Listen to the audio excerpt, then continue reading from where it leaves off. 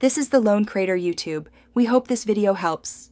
In this video, I will show how to make caramel ribbon crunch.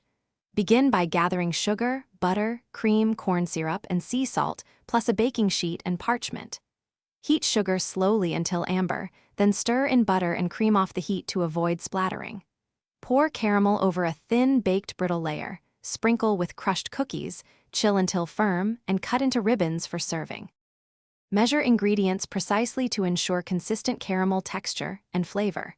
Use a heavy-bottomed pan to prevent hot spots and stir gently, but continuously. Warm the cream slightly before adding to reduce splatter and help it incorporate evenly. Keep a candy thermometer nearby to monitor temperature for reliable results and avoid burning.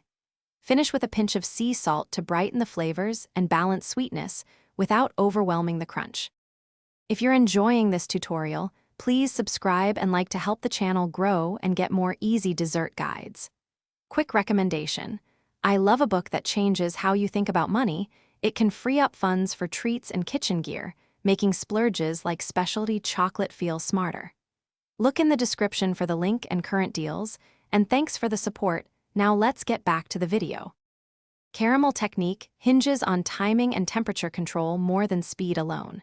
Watch the sugar for a deep amber hue and remove from heat promptly to stop cooking. When adding cream and butter, stand back and pour slowly while stirring to tame bubbles. Spread caramel evenly over the brittle base and press gently with parchment to unify layers.